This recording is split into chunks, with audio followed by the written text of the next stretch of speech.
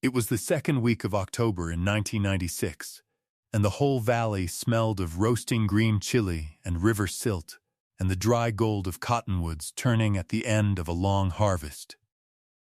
In the little farming village of Refugio, New Mexico, a scatter of adobe houses and chili fields and pecan orchards strung along the Rio Grande, where the church bell at San Isidro still called the field hands in from the rows, a young man named Gabriel Herrera was living the best year of his life. Everyone called him Gabe. He was 29, an agriculture teacher at the county high school and the heart of its farm program, and he worked the family chile and pecan ground on the weekends the way his father and grandfather had before him. He had a wife named Teresa, a 4-year-old son named Mateo who followed him down the rows like a shadow, and a baby daughter, Elena, not quite a year old. That autumn, he'd just been named head of the whole ag program. He had plans to build a proper greenhouse for his students. He had a promise, made to Teresa on their wedding day, to take her to see the ocean she had never once laid eyes on. On a Saturday night near the middle of that October, his best friend since childhood, a man named Wes Cordova, needed a hand with a stuck irrigation pump out in the bosque fields, down where the cottonwoods run thick along the river. Gabe kissed Teresa in the kitchen, told her he'd be back by 10, and drove his old pickup out down the dirt lane with the harvest moon coming up over the ditch. Teresa watched his taillights until the dust closed behind them. He never came home. To understand what the valley lost that autumn, and how the answer stayed hidden for 27 years, in plain sight at the very center of the town's grief, you first have to understand who Gabe Herrera was. And you have to understand the man he trusted enough to drive out into the dark to help. Refugio in 1996 was a place that ran on water and trust in almost equal measure. The whole village was organized around the acequia, the old communal irrigation ditch that had watered those fields for 3 centuries, and around the church, and around the harvest calendar that everyone lived by. There was no cell service down in the valley. The mesa blocked it, and anyway, hardly anyone had a phone that wasn't bolted to a kitchen wall. Pagers were just becoming a thing for the men who ran the co-op. You drove 40 minutes to the city for a Blockbuster or a mall, and mostly you didn't bother. Doors stayed unlocked. Kids ran barefoot between the rows until dark. When a truck broke down on the highway, the next truck stopped, and the man everybody wanted to see coming when their truck broke down was Gabe Herrera. Records and later interviews describe someone almost too good to be true, except that everyone in Rufio swore he was exactly that. He kept a worn spiral notebook in his shirt pocket with half the valley's planting dates written in it, and he'd drive out unasked to remind a widow when it was time to get her onions in. He coached the Little League team. He whistled constantly, old rancheras and whatever was on the radio, so you always heard him before you saw him. He carried his father's bone-handled pocket knife and used it for everything. And he had a way with the troubled kids at the high school, the ones other teachers had given up on, that made hard fathers weep at graduation. You have to picture the world he moved through, because it was the kind of place that has almost vanished now. In October, the whole valley went to work at once. The chile came in red and green, and the roasters turned in front of the co-op with that smell that gets into your clothes and your memory. And the pecan orchards dropped their leaves in slow gold drifts along the acequia. On Sunday evenings, the families gathered, and the men argued about water rights that had been argued about since before the railroad. And the old people spoke of the ditch the way other people speak of a living relative. It was a place where your grandfather's handshake still bound you, where nobody locked a door because a locked door was an insult to your neighbors, and where a young man like Gabe could believe, with good reason, that the people around him were exactly who they appeared to be. He and Wes Cordova had grown up 3 fields apart, played ball together, stood up at each other's weddings. They were, the whole village agreed, like brothers. That fall, Gabe had never had more to live for.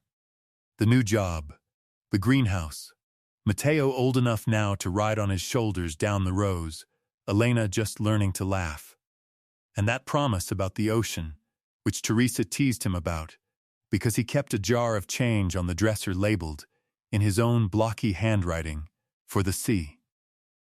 On the night of October 12th, the jar was still half empty.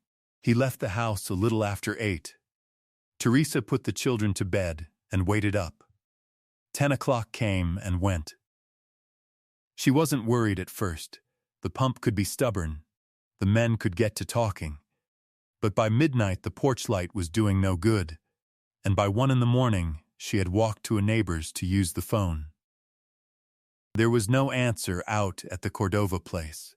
When the sun came up, Gabe's truck was found where the dirt lane meets the acequia at the edge of the bosque, engine off, driver's door standing open, his gimme cap on the seat, and one leather work glove lying in the dirt beside the running board. There was no sign of Gabe anywhere. The valley did what valleys do. Every able-bodied man in Refugio walked the fields and the ditch banks and the tangled bottomland of the bosque for 11 days, calling his name into the cottonwoods. And on the 11th day, a farmer clearing a side channel downriver found him. The coroner's findings are part of the public record. They were plain and terrible, and I won't linger on them, except to say what they established beyond any doubt. Gabe Herrera had not walked off. He had not had an accident. Someone had killed him and left him in the bosque he'd loved his whole life. And near where he lay, investigators recovered a coil of baling wire and a torn length of gray duct tape, and on the inner core of that tape, a technician lifted a single fingerprint that did not belong to Gabe. In 1996, they ran that print against every database they had, which was not much. It matched no one. So they photographed it, filed it, and set it aside, and it waited in a folder for 27 years. The case went to a New Mexico State police agent named Salam Vigil, Sal to everyone, who was young then and had never worked a homicide like it. Court records and his own notes show a man who did the work, but was swimming against the current the whole way. The state police were stretched thin across a rural county, the size of a small state. The dominant early theory pointed at a crew of migrant harvest workers who'd passed through that week. An easy suspicion in 1996, and a wrong one. The crew had drawn its pay and crossed into the next county 2 days before Gabe died, and the labor records proved it. Sal looked hard at a local man, too, the furious father of a boy Gabe had suspended from the farm program that fall. But the man had been at a Knights of Columbus supper in front of 40 witnesses. The fingerprint on the tape led nowhere the technology of the day could follow.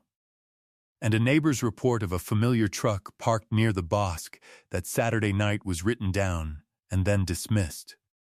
Because the truck belonged to Wes Cordova, and Wes farmed out there, and Wes was Gabe's best friend, and Wes had been homesick with the flu that night. Everyone knew that. Sal Vigil chewed toothpicks down to splinters and kept Gabe's school portrait clipped to the inside of his case file. He never charged anyone. He carried it the rest of his career. While Sal worked the official track, Refugio grieved in the open, the way small places do. Teresa Herrera was left a widow at 26, with a 4-year-old and a baby and a farm she didn't know how to run alone. And into that gap, quietly and completely, stepped Wes Cordova. It was Wes who organized the 11 days of searching. It was Wes who took over Gabe's irrigation turns so the Herrera fields wouldn't die. It was Wes who taught Mateo to throw a baseball when the boy was old enough, who sat with the family in the front pew at every memorial mass, who founded, in Gabe's name.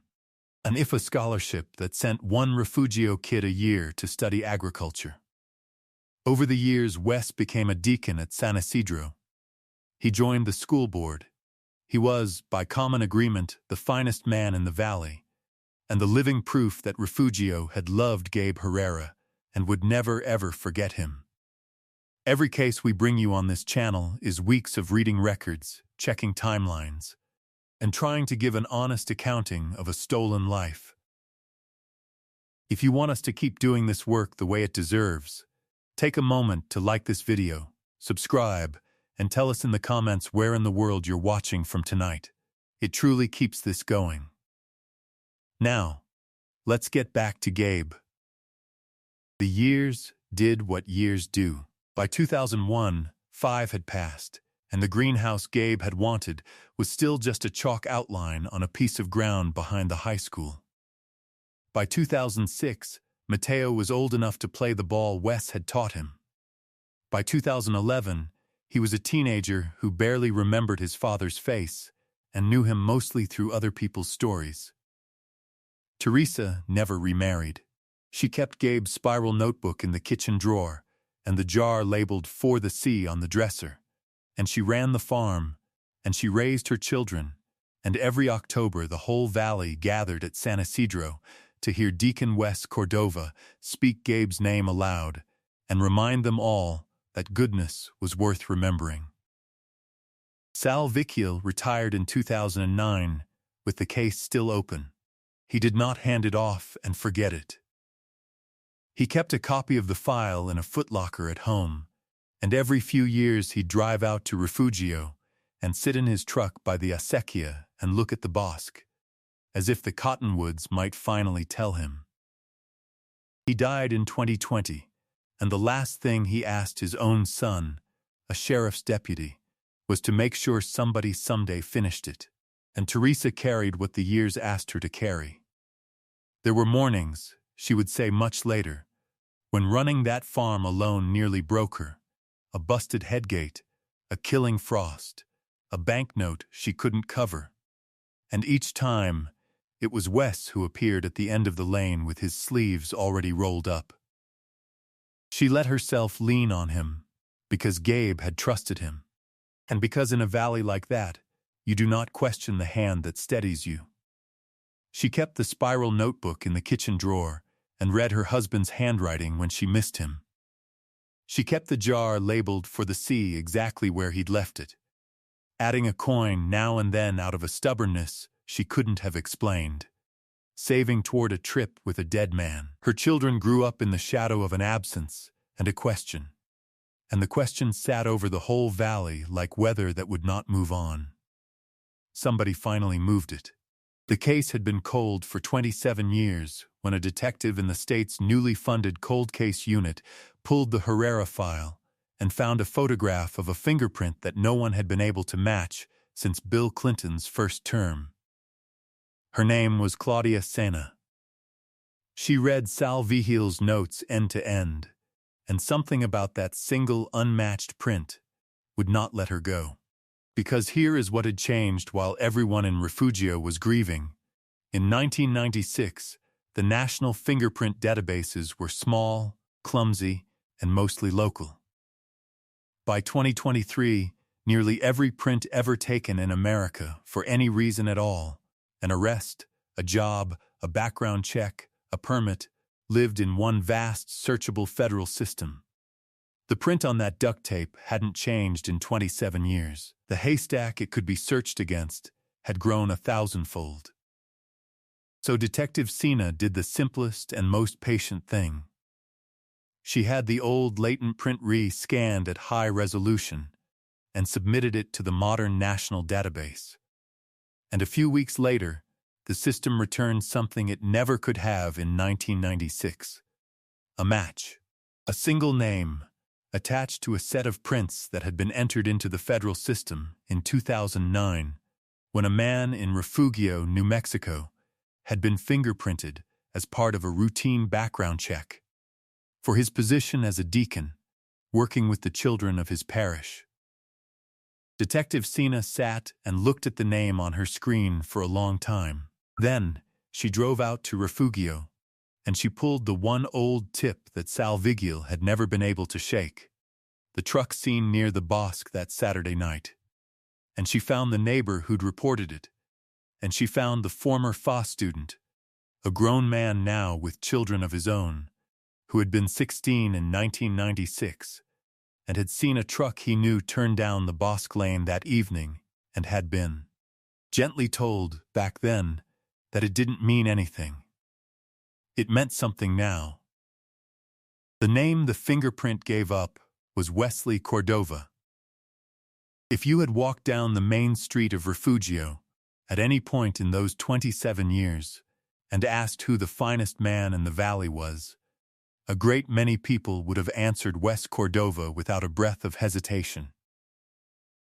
He was the deacon, the co-op manager, the school board member, the man who'd stepped in to help raise his murdered best friend's children. He had carried Gabe's memory like a torch for a generation. He was the last person on earth anyone in that valley would have named. And he was the man whose fingerprint was on the tape found beside Gabe's body. He was the man whose truck had been at the Bosque that night. He was the friend Gabe had driven out into the dark to help, and by the physical evidence, the friend Gabe never came back from. In hindsight, the small things arranged themselves into a shape. The flu that had kept Wes home that night, so conveniently, with no one but himself to vouch for it. The energy with which he had thrown himself into the search of the exact bottomland where Gabe would be found. The way he had folded himself so completely into the family's grief that no one would ever think to look at him. Because how do you suspect the man weeping in the front pew? The man teaching your dead friend's son to throw a curveball? The man who built a scholarship in the victim's name? He had not run from the crime.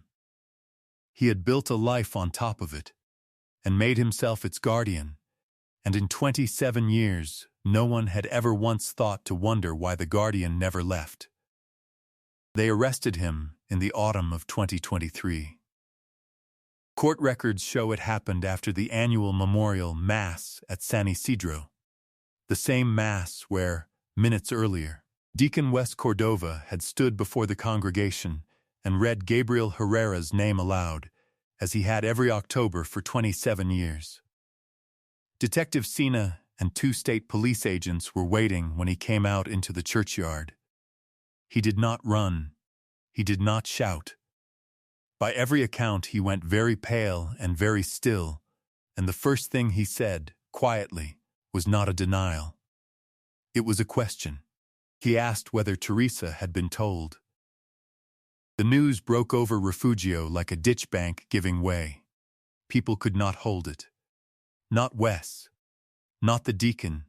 Not the man who raised Mateo. And then, one household at a time, the valley went silent as the true weight of it came down. Because it was not only that a beloved man was a killer. It was the 27 years. It was every memorial homily, every scholarship handed out in Gabe's name, every baseball lesson, every October when the man who had done it stood in a church and said the dead man's name and let the whole valley believe he was the keeper of the flame.